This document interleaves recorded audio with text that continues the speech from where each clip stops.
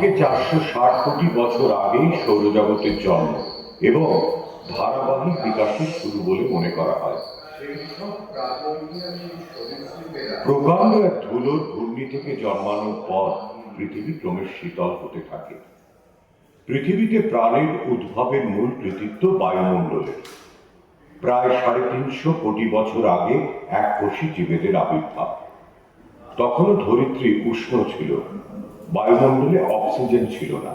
প্রায় 280 কোটি বছর আগে স্ট্রোমোটোলাইটসের ফটোসিনথেসিসের ফলে বায়ুমণ্ডলে অক্সিজেনের সৃষ্টি। অক্সিজেনের পরিমাণ ক্রমশ বাড়তে থাকায় 120 কোটি বছর আগে একাধিক নিউক্লিয়াস যুক্ত বহুকোষী জীবেদের জন্ম। বিবর্তনের পথে এক বৈপ্লবিক অগ্রগতির ফলে প্ল্যাটফর্মস, জেলিফিশ, স্টারফিশ এবং নটিলয়েডসের মতো নরম দেহের জীবে ভরে ওঠে।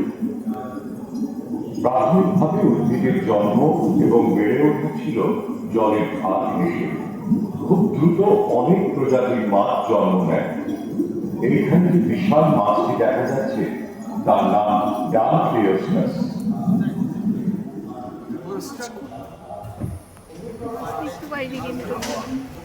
মাছটা মরে গেছে, খেতে দেয় না।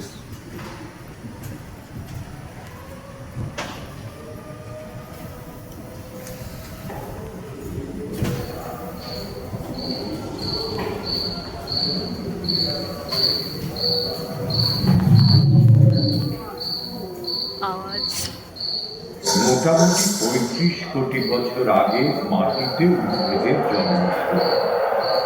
তারা ক্রমশ ছড়িয়ে গিয়ে জঙ্গল তৈরি করে। উই, মাকড়সা, আদিম ডানাহীন পতঙ্গ ও থিওস্টেগার মতো প্রাথমিক উভচর প্রাণীরা এই সময় আবির্ভূত হয়।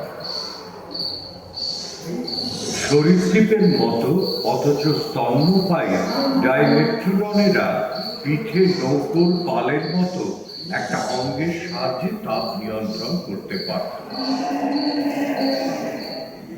সাইমোনাথাসের মতো প্রাণীরা, যারা সরীসৃপের মতো স্তন্যপায়ী, আবার কুকুরেরও বৈশিষ্ট্য আছে, এই সময় থেকে প্রভাবশালী হয়ে ওঠে।